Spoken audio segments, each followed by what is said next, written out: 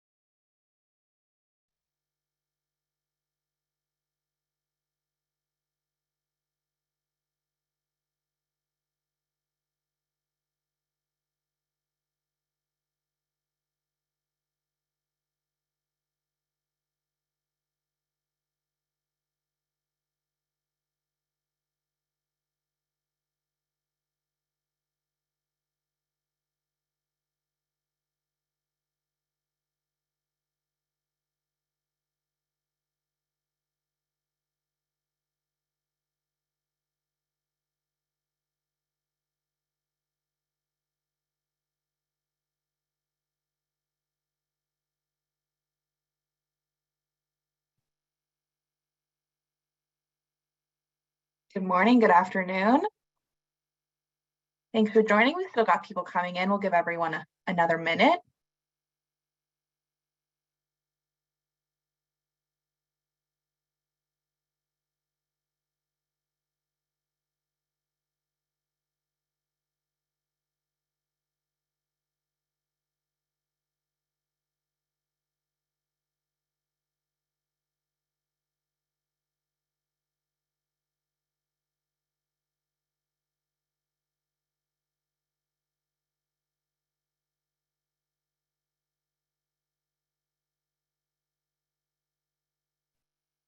All right, again, this is being recorded, and we will share the presentation and the recording post-webinar, okay?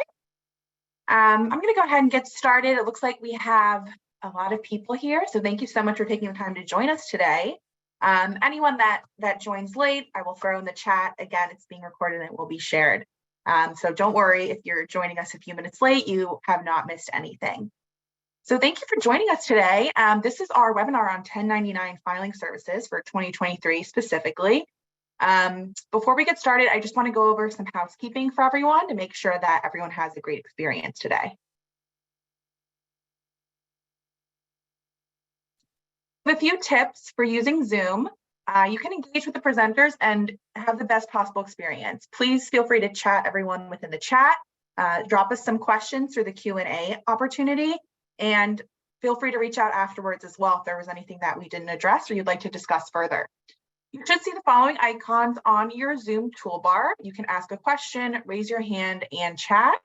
And you can use the ask a question or chat to submit a question at any time to comment on any of the content today.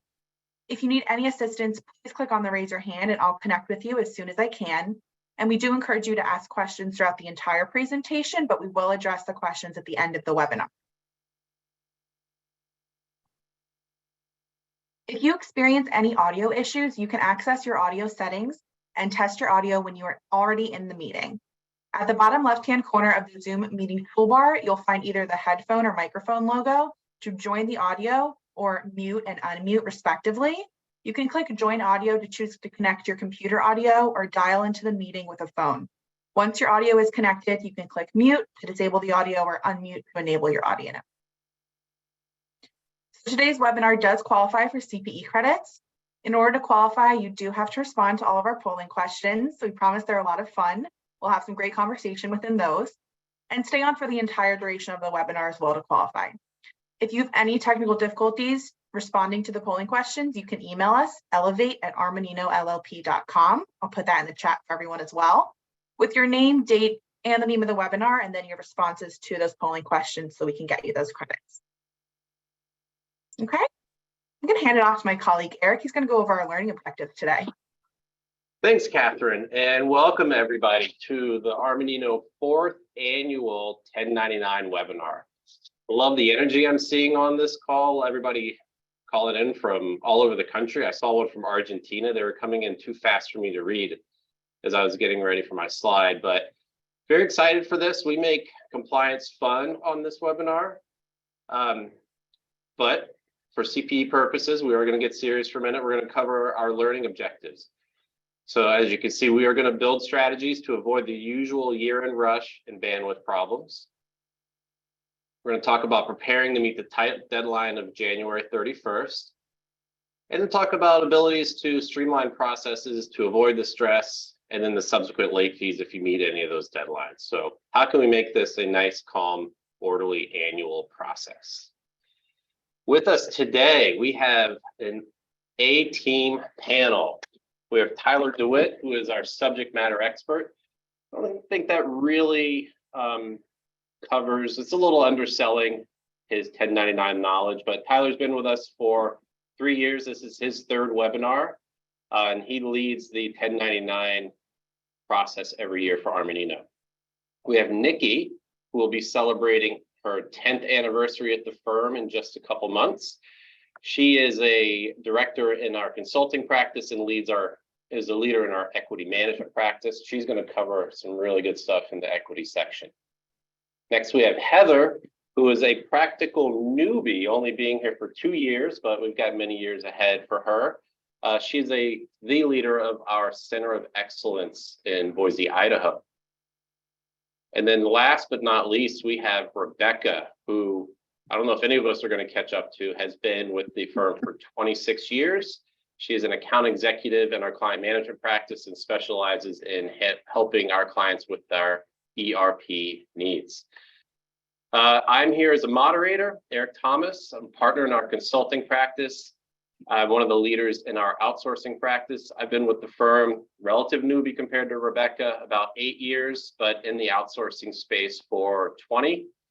I read that seminal article by Peter Drucker in 1989, Sell the Mailroom, in which he said, do what you do best and outsource the rest. And that is why we are here today. So next, the agenda. Okay. We are going to talk about meeting that tight filing deadline. You know, I don't want to give it away, but every year there are the calendar does not cooperate with the IRS deadlines. We'll talk about that. I think this is going to be a better year than most. How can we avoid the year-end rush? Nobody wants to do 1099s compliance work, so we put it off to the end. What needs to be done to get the information out of your ERP and into the IRS hands? As I said before, Nikki's going to walk us through equity. If you don't want to do it and you want to treat this like an oil change, something you can do, but maybe you shouldn't do, we'll talk about how we can help. And if we have time, we will go through some frequently asked questions. The content changes every year, but the questions kind of stay the same. You know, deadlines change, values change. Two things I want you to remember in this part. I believe Catherine said them, but can't emphasize enough.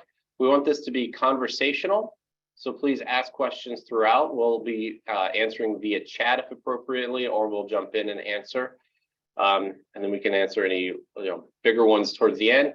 And number two, we will be sending out a copy of this presentation as well as a recording of it after the webinar. So thank you all for joining again, and I'm going to turn it over to Heather, and she's going to tell us about the upcoming deadlines. We want to welcome everybody and thank you for joining us today. So I want to just go over a few of the deadlines to make you aware of for this upcoming 1099 season. As most of you may know, January 31st is one of the big deadlines, and that is going to be the deadline that most of your recipient copies are going to need to be sent out. All of your recipient copies will need to be sent out by January 31st, with the exception of those 1099 miscellaneous that have data in boxes 8 or 10, or your 1099Bs and 1099Ss. Those need to be sent to recipients by February 15th of next year. And so that takes care of recipient copies. Now we want to go over some of those IRS deadlines and when we need to get all of our copies sent to the IRS. The 1099 NEC is due the same time those recipient copies are, January 31st. And that is whether you are sending those by mail to the IRS or e-filing those. So that is that January 31st for the 1099 NEC. All other 1099s, if you're filing by mail, need to be postmarked by February the 28th. And then if you're e-filing, all other deadlines is March the 31st. Just so everything else other than those 1099 NECs will need to be e-filed by March the 31st. And so in order to meet all of those deadlines, we would encourage you now and through the end of the year to make sure that you are requesting those W-9s from your vendors, that you're getting all of that data that you need in order to be able to file those 1099s next year. You also probably want to go through and identify all of those vendors that you will actually need to send a 1099 to. Go through your ledgers and make sure that you've identified and cleaned up anything in that ledger to make sure that everything's coded appropriately and that you've got everything you need to be able to get those filed. The best time to work with us is right now. We can help you prepare and get ready for this upcoming filing season. And so we would love for you to contact us as soon as possible, just so that we can make sure we help you get everything done in a timely manner. Our actual deadline for getting information to us in order to file on time is January 20th of next year. So in order for us to guarantee that January 31st deadline, we would ask that all information get to us by that January 20th. We'll be working all the way up through January the 31st filing, but in order for us to really be able to guarantee that filing deadline, we ask that all information get to us by January the 20th. Perfect. So enough of deadlines. We're going to go over a little bit of what the IRS has changed for this year. Now, the IRS decides to change information year over year, tends to make our lives a little more difficult. But for this year, the 1099 NEC is now a continuous use form. What this means is that a new form will not be released yearly. Instead, they will be released as needed.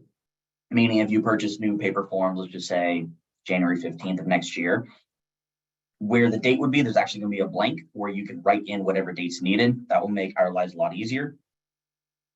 The e-filing requirement by the IRS is still set at 250 forms per payer EIN. Now, they have talked about dropping that requirement to 100 forms. As of now, they have not instituted this change. However, if they do enact this change before 12/31, that new requirement will go into effect for our filings that are due on 1/31 of next year. Once the IRS does drop their limit to 100, the following year will then be dropped down to 10. So it's important that you guys at least start working your way towards getting electronic filing for the IRS, since there will be, eventually that will be the mandate. Now, another big change this year is the 1099K. Previously, the 1099K used to have the requirements of $20,000 in gross amounts $20,000 gross amounts or 200 transactions in a calendar year. This has now changed to $600 is the gross amount, regardless of the number of transactions. Meaning if you have one client that had made a payment through a PSE or payment settlement entity for $601, they need to get a 1099K now. The IRS has enacted this change in order to try and capture their cut of crypto. There's a lot of talks about 1099s and the crypto, especially going into this following year. But right now, that's the biggest change to the case. Now, regarding crypto, the IRS is also talking about a 1099 DA or digital asset. This will most likely be released next year and will go into the filings that are done in 2024 for tax year 2023. Not entirely sure what those requirements or what that form is going to look like yet, but if you do dive into crypto a little bit, be aware of that change.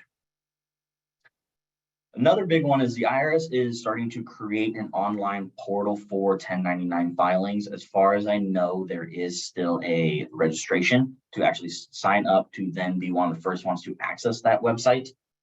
As of today, I don't believe it is up and running yet, but they are working towards that. I do foresee that once that website is up and running, then the e-filing requirement will drop to 100. While 1099s do end up kind of on the back of our minds around year end, especially trying to close out books, make sure that your taxes and W-2s are all set up, the penalties for not filing your 1099s in a timely manner can be substantial. For the first 30 days a form is late, there is a $50 penalty. It does go all the way up to $280 per form if this disregarded. Meaning if you knew you had to send out a 1099 and just chose not to. This is on a per form basis with a max penalty depending on whether you qualify as a small or large employer. I believe the cutoff is $5 million per year to be considered a large employer, and the penalty can reach upwards of almost $5 million. So while 1099s do kind of tend to sit in the back of our minds, it is important that you guys maintain or stay on top of it so we don't have to run into any of these penalty notices.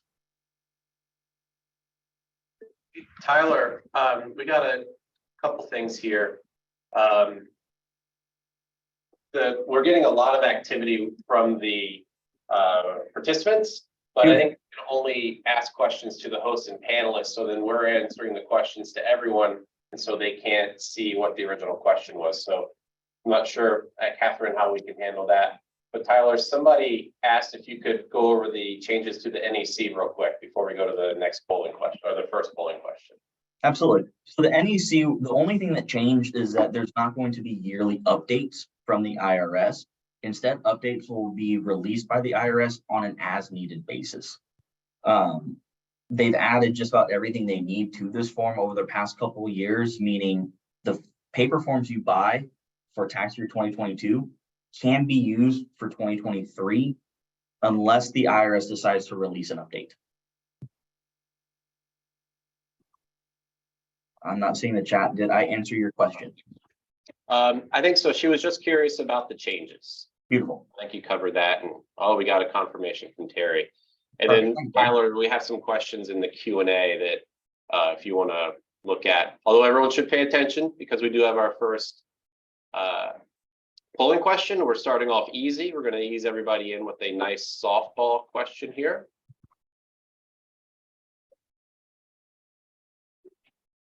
There we go. Polling question number 1. Are you ready to file your 1099? Yes or no? Binary options here.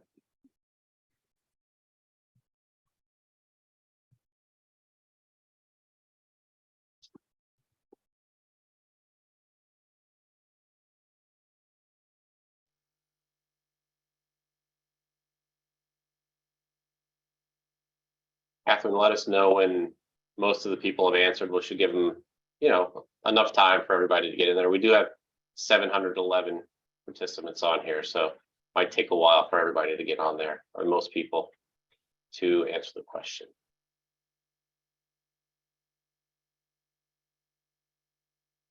NEC is non-employee compensation. Okay, yeah, I think that number will get better. So 34% are ready right now, 66% are not ready.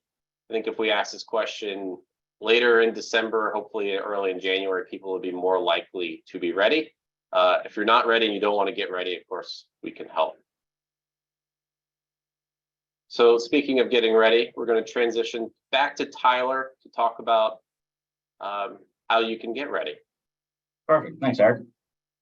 So the number one thing I see where our clients are lacking information is that their W-9s aren't necessarily updated. They may have a W-9 on file from 2018 or even before that. It is important to start reaching out to your vendors and gather W-9s now. Best practice is to ask for a new W-9 every year, as that will be the most current tax information for your vendors. And that is your stone for when you file your 1099s. If the IRS would come back to you and say, hey, why did you file a 1099 this way? Here's my W-9. This is why I filed it. Start asking those for those now. If you reach out to your vendors in January, it may take a while for them to get back to you, because just like you, they're also going through year end. They're also working on maybe their 1099s or their W-2s. I just recommend start getting those now. If you are going to e-file with the IRS and you do not have a fire system account, go onto the IRS website and request it now. It can take up to about 45 days for your request to be processed and for the IRS to give you their information needed to sign up. If you request it now, you should be close to meeting the deadline, but that is important to do ASAP if you're going to go through the fire system. Now, say you have an accounting software that's going to help you file your 1099s. You're going to want to make sure that your system is updated to handle any changes to any of the forms. Since not all forms have been adjusted this year, at least the main ones, NEC, miscellaneous, stuff like that, you may not need an adjustment to or an update to your accounting software. But if you do, that could be one, costly, or two, take a lot of time that you just may not have. I would reach out to your representative or your support on that software and just see if you need to do any sort of updates. Another thing in that update is just make sure that your 1099 data is mapped correctly to the right boxes. I know multiple accounting softwares and ERPs can actually print out the forms for you, but if it's not mapped correctly to your GL, then you may have incorrect numbers that are being reported to the IRS, and we don't want to run into that. Now, if the update to your software is going to be expensive or take a lot of time, and since we're already 1 week into December already, maybe that's not an option for you this year. We are able to help you with your 1099s. We are able to handle all 1099 series, including 3921s and 3922s. This includes 1042, 1042S, 1095C, 1098, whatever your needs may be. Talk to us. We can see if we can help you. Most likely we'll be able to, and we'll see what works best for both of us. So, and I believe with that, I'm going to kick it over to Rebecca to talk a little bit about the ERP. Well, thanks, Tyler. Welcome, everyone. We want to make your 1099 processing as easy as possible for you this year. Armanino can assist our clients with your ERP data extract to support the 1099 template format that's going to be provided by our compliance team.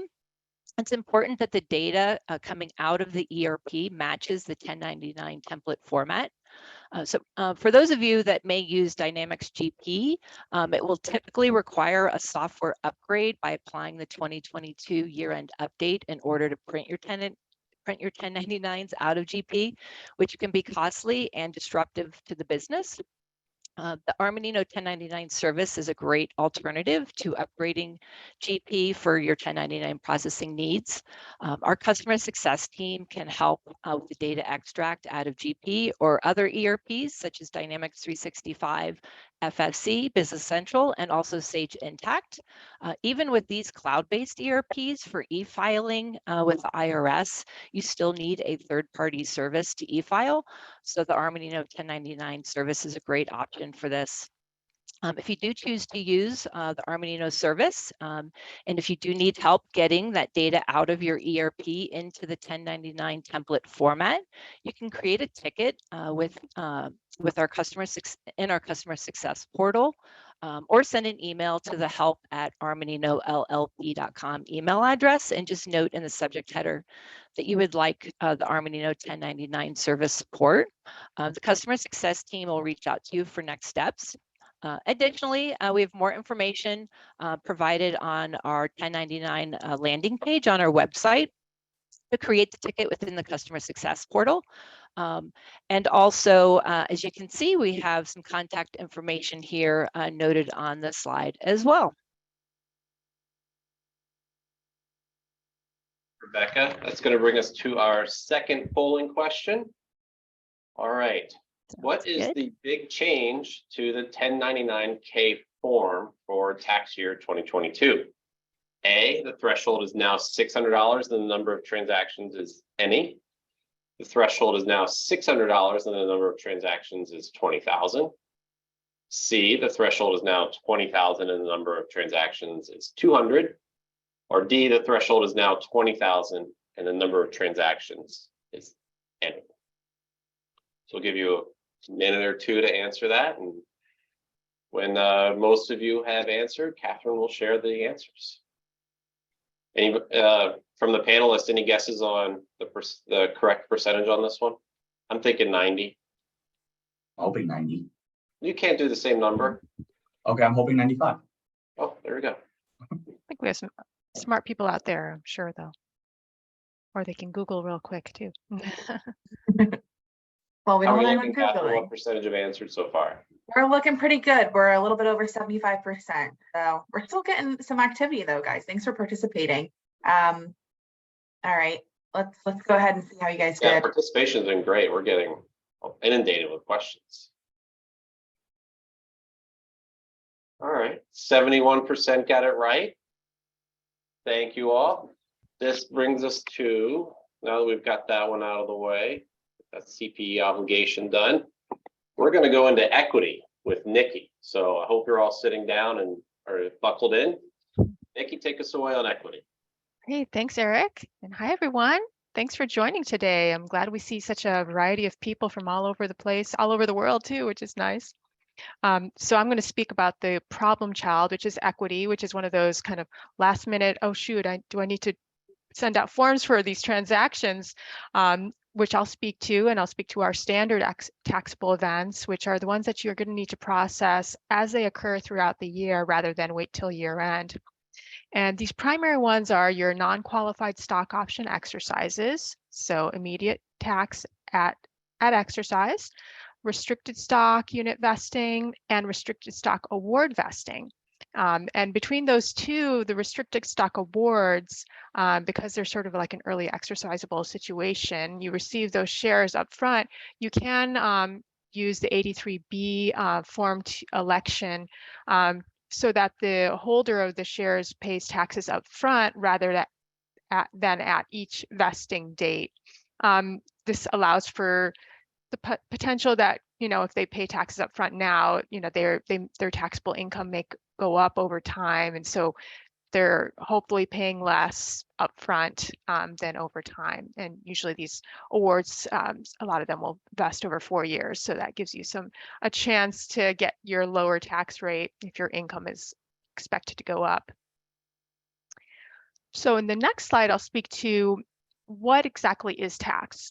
So for the option exercises, it's going to be the spread between the fair market value of the underlying shares at time of exercise, not at time of grant, and the exercise price per share for that option. And options typically do have an exercise price. So if your fair market value is $10, exercise price is $5, your spread is $5. Ideally, you know, that is income. So that $5 times the number of shares exercised. For the RSUs and RSAs, of course, it's typically, those don't have a purchase price like options do, but sometimes they do. And again, it's going to be that spread at the time of vest in this case, and your fair market value minus any purchase price. If there's no purchase price, it's essentially your fair market value. In any of those cases where for RSUs, it's positive typically unless the purchase price exceeds that fair market value, same with exercises. So if you have a negative spread, there's no income, there's no deduction that you can take on those.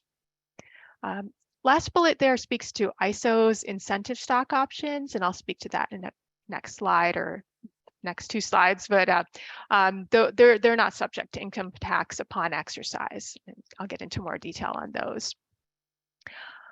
ESPP, so employee stock purchase plans, typically you see that for public companies.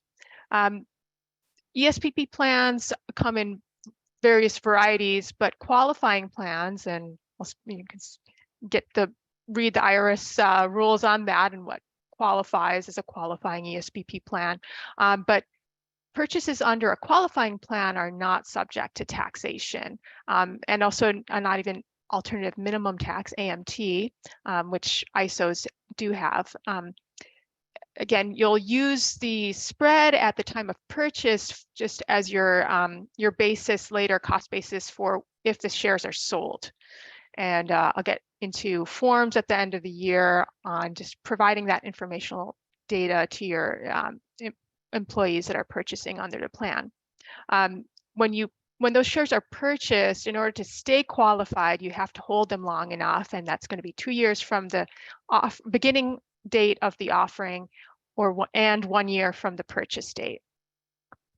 And that'll allow you to be under, the capital gains only non-income tax. And for anything else that's non-qualifying, purchases are subject to income tax at purchase. Right, for incentive stock options, so ISOs, if those are exercised, as long as they're qualifying exercise, they're not disposed of within the required time periods, not subject to income tax, but they may be subject to alternative minimum tax, AMT, and depends on the individual and their tax situation, whether they're subject to AMT and how that would factor in. But they can, once the forms are sent out at the end of the year with details, they can use that with their own tax preparer to determine if they are subject. The spreaded exercise similar to NSOs is what they're going to use as their basis for later on, and if it's a disqualifying situation, if they are ultimately subject to income tax or not.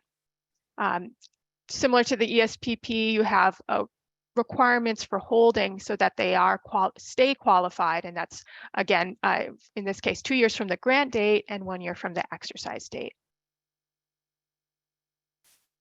And then, so the forms you need, so between ISO exercises and the ESPP purchases, rather than your 1099 W-2 forms, you're going to be sending out 3921s and 3922 statements.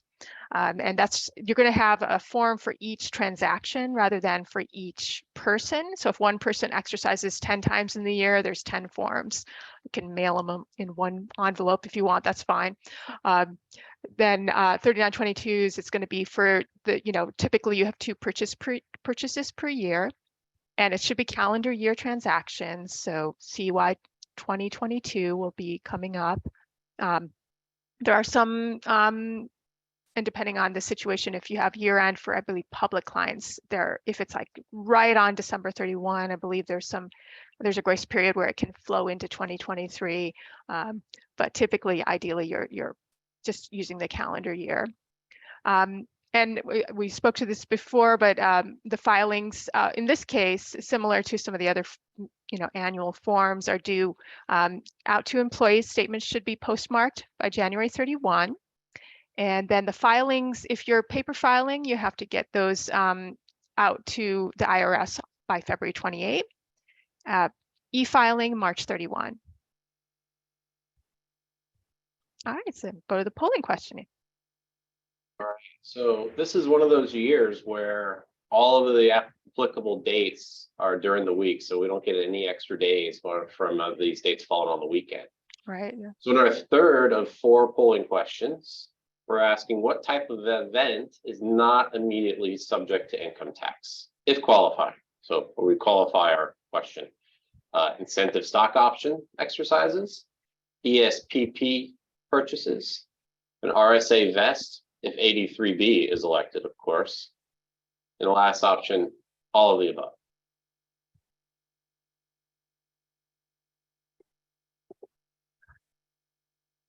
You're going to get it. I hope so, Nikki. I think so. There's maybe some hesitation here. I think some people are holding back a little yeah. bit. But Nikki, there are a couple questions in the Q&A. Oh yeah, let me take a look here. I know these things can seem simple at first, but there's a lot of consequences. It was kind of a broad question, but then there was one about phantom stock. Oh, okay. Phantom stock. Fun stuff. Yeah, and I'll just speak to that phantom stock. Yeah, we're not going to include that in the slides here today, but that we'll have our information at the end of the, we're going to be sending out slide deck with contact information, and I'm happy to help with some of the more unique situations, questions, and I'll definitely answer all of this. Yeah, the ISO exercises. So, oh, I see those. All right, good job, everyone. We got all of the above. There was that trick in school when you, if you saw all the above and you weren't sure, just, you know, your likelihood to get the answer right was a little bit higher than if you chose one of the others, right?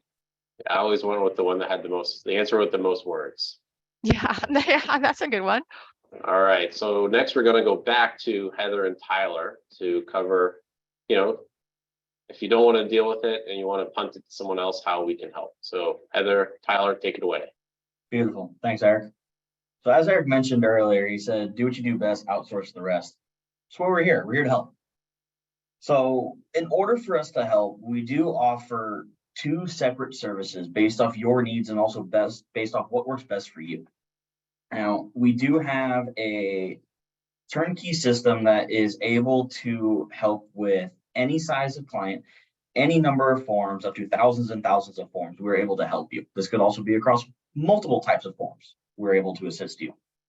Now, our basic service is where a lot of it is kind of self-serve, where you'll receive the template, we'll ask you to fill out the information that's necessary in order to file. You'll kick it back over to us and we'll conduct the filing for you. We'll e-file with the IRS, we'll file with any states that require additional filing, we'll ensure delivery of recipient copies, we'll deliver your client or your copies, that way you have them for your records. We'll do a tax ID check with the IRS. We'll do an address verification check with the United States Postal Service. This way you know whether all your information is correct or if you should be on the lookout for a CP 2100A notice. Now that's our basic. That's the one where you know what you're going to file, you know how you're going to file, you know what forms needed. You've already done through all the analysis to meet the threshold and filter out those people that aren't going to receive 1099s. Say you have a lot of year-end stuff going on and you just don't have the time to do that. Well, then we do offer our more of a white glove and optional enhanced service where my team will work directly with you to determine what 1099s need to be filed, to who do they need to be filed, what forms are you needing to file, and then we'll also do all of our same deliverables. We'll e-file with the IRS, any states that require additional filing we'll take care of, the tax ID check with the IRS, the address check with the USPS, delivery of recipient copies, either via email or postal mail, as well as providing you with your secure copies for your records. Now, with the enhanced, what we do is we'll actually require a data dump of your vendor information. We'll go through, we'll start to analyze it a little bit and let you know, hey, you're missing X, Y, and Z for these vendors. We need you to go out and grab these. That way you can still meet your compliance and still maintain your deadline of 131 for recipient copies. We'll be able to let you know if this is missing, let us know you need help. Well, what else can we help you with? Like I said, we'll determine what forms are necessary and to who. So that is offered. But if you're unsure of what service fits best for you, reach out to us. We're more than happy to hop on a call, answer a couple emails, any questions you may have, and kind of work through it with you. So, Eric, with that, I believe we're kicked over to Tyler. We're going to do polling question number 4. All right, this is a tough one. How many 1099s did you or your organization file last year? 1 to 100, 101 to 500, 501 to 1,000 or over 1,000. Or maybe you're new to the organization or you didn't file. We give you the bailout option of unsure. I would say most of ours, the people we help with are 1 to 100. And we have a fair distribution in that 500 to 1,000. And then every year we get several that are over 1,000. And when they're over 1,000, they're well over 1,000. They're in that 10 to 15,000 range. Which are fun to do because it's a good project for us. It's something that certainly nobody wants the headache of handling. How are you doing on the responses, Catherine? Oh, quick. Let's look at these results. But yeah, everyone responded pretty quickly there. Yeah, that's about, I don't know, Tyler, is that what it lined up with what you expected or what we typically see? That's roughly what we see. And it's because of all that filtering, and not some vendors are a corporation, don't need 1099. So there's a lot of scenarios in there, but what I expect. Great, so that's our fourth polling question. We'll cover next steps. Perfect. So, as I mentioned a couple minutes ago, we are here to help you. And whether that is you just have more general questions, you want to set up a meeting, kind of walk through it and see what works best for you, or if you already know that you want to work with us, you know how many forms, you know what service you want, and you want to jump right into it. Next couple steps are relatively simple. We do have a landing page for all of our 1099s. This provides some general FAQs, general knowledge, also a link to our engagement letter if you so choose. Catherine, will you put that in the chat for them? So that link will also be in the slide deck. That way you guys have access to it. Now, our engagement letter is pretty simple. It's all self-serve. We offer an online fillable PDF version. Once you fill it out, just email it to compliance@armaninollp.com. From there, there'll be all that back-end admin stuff, but my team will reach out to you and either schedule a kickoff call and kind of introduce ourselves and start working with you in terms of what is necessary for you. With these, we do ask for your best guess when it comes to your 1099, since we're not entirely sure what your 1099s are going to be because the year's not done yet. We do offer a reconciliation process in February, since we do ask for a full price up front. Now, say you're sitting between 20 and 25 forms, you're not entirely sure, goes your best guess. If there are refunds needed, we'll issue it. If we need to issue another invoice, we'll do that, but that'll all be in February. And like I said, you're going to you're going to hear from one of our team members. We'll schedule a call. Say you have more questions on ISOs or ESPPs, we'll connect you with Nikki. If you have questions on ERP, we'll connect you with Rebecca. We're here to help you in any way, shape, or form that's necessary. All right. Yeah, Catherine, could you retry the link? We're getting some issues where the people are saying that the link isn't quite working. Oh, there you go. You're already handling it. Okay, so we've got a little bit of time left, and we've got some, I think, a couple slides to just go through. You can contact us. Those are our email addresses, but again, we'll have all that in the information we send you. We do have some frequently asked questions that will probably instigate some good conversations and thought and follow-up questions. So we saw some of these in here. This was a change. The first one is about a change started a couple years ago. What is a 1099 NEC? So in 2020, the IRS replaced miscellaneous box 7 with the new 1099 NEC form. So this is really all your independent contractors, and Tyler's going to keep me honest on the specifics of it, but generally it's your independent contractors are now no longer recorded in the MISC, they're recorded in the new NEC form. So that was a couple of years ago, but you know, if you didn't have contractors then and you do now, it's going to be relevant to you. So then people always ask, well, does the 1099 and the miscellaneous still exist? And of course it does. IRS is more about creating forms, not sunsetting forms. So it still has all the other boxes other than box 7. So they really just gave box 7 its own individual form. We do have a link to the new 1099 miscellaneous instructions there. Tyler, you want to do the next one? So people don't have to listen to me drone on all the questions. Yeah, we are on. I'm sorry, I was answering questions in chat. Oh, that's fair. You do that. Heather, okay. You can take the next one. Putting you on the spot. You have to unmute first. I saw you click, it didn't work. Yeah, thank you. So I think we're on question 3, correct? That's correct. So what if I need to fill out a tax year 2019 or prior 1099 MIS or NEC? So for the 1099 NEC, it does not exist for 2019 or prior. So you'll only use that 1099 NEC for tax year 2020 and moving forward. There are now 2 versions of the 1099 miscellaneous, so you'll want to make sure you use the new version for tax year 2020 and forward, and anything for 2019 and prior, you can use that older version. What is a 1096 form?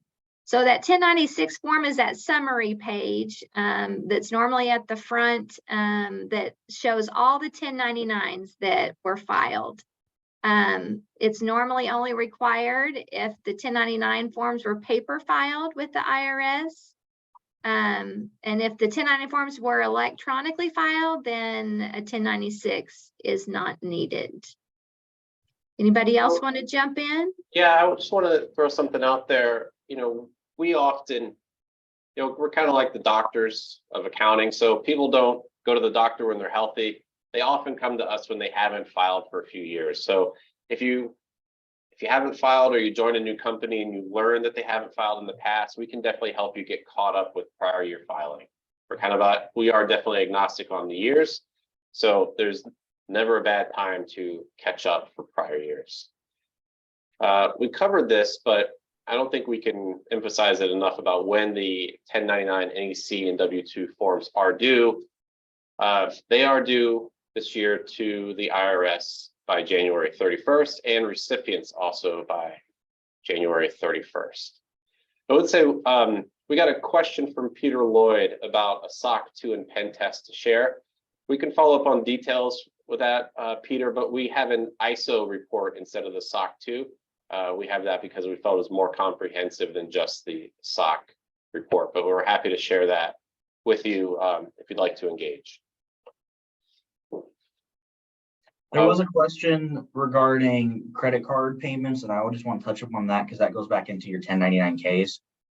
When filtering through your vendor data to see if someone met the threshold, take out credit card payments to them. The credit card payments will be captured by the owner of the credit card, such as Visa or MasterCard, and a 1099K will be sent to those vendors. The only thing you need to include for that threshold of either $10 for royalties or interest or $600 for everything else is cash, check, debit cards, ACHs, stuff like that.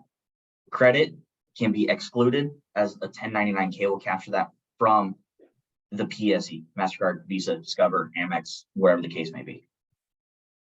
So Tyler, a while back, maybe you answered it in the chat, but I did see a question about if we were going to cover the state filing requirements. Could you talk about those and why we chose not to cover them in this presentation? So the biggest thing with the state filing that I know I'm handling you a flaming bag right now. This is nope, a lot. We're good. We're good. So the biggest thing with state filings is a lot of when the NEC was first reintroduced, a lot of states were not prepared nor knew what they needed to do, what they wanted to acquire or obtain from taxpayers. The NEC is now part of that 1099 combined state and federal filing program, meaning if you file an NEC with the IRS is going to share it with states. There are only a few states and a very few specific scenarios that require additional filings. 95% of them are if there's any backup withholding, meaning a vendor did not give you a tax ID number. Legally, you should have been withholding all payments at 24%, remitting that to the IRS. That withholding needs to be reported on the NEC under, I believe on the NEC's box 4. Then the state would require you to actually submit to the state directly. The only other time is if you have a 1099-R or if you have some 1099Ks, but again, very small scenario or very minute scenarios that require additional filing with the states. We do go through that based off your filing needs, and we'll determine if anything needs to be filed with states. And if it does, we'll take care of that for you. Thanks, Tyler. There's another good one in here. I think this is kind of broad, but the payment to a vendor is made through an online bank payment system. Does the bank take care of the 1099K? No. The bank is not considered a PSE, which is a payment settlement entity. I don't want to get too much into details, but they don't qualify. Therefore, you still have to send out that 1099. And then on the 1099Ks, is there a requirement to tie your books back to your 1099Ks? Best practice, you should tie those out. In terms of the IRS requiring that to happen, no, they just ask for the gross amount paid to these vendors via PSE. All right, Nikki, I have one for you, or maybe it's a duo. This is a big one. For an employee ISO exercise and same day sell, can we use the 1099 NEC, or do we have to run it through our payroll system? FICA withheld, so probably needs to be in payroll, question mark? I believe so. Yeah. And yeah, I'm not as familiar with like what would qualify for NAC, but yeah, disqualified ISOs essentially is like a non-qualified exercise, which would be income. So yeah, if you're withholding, then that would most likely be your standard 1099 form. I'm not 100% sure on that, but I believe that should be the case as far as not NEC. Yeah, I think it's just that non-employee compensation. Yes. Driver there. So Catherine, we have one for you. You're on the spot now. When will you send the recording and materials out to the registrants? That's a great question. Thank you for asking. We are aiming to have those to everyone, attendees, and also if you have colleagues that might have registered, let them know that as long as they've registered, they'll receive the recording by the end of the week. End of the week. In addition to the presentation, okay? Everything will be around the same time. So Catherine, we're at the CPE requirement. Oh, when will we get the CPE certificates? That will be included in the follow-up email as well. Wonderful.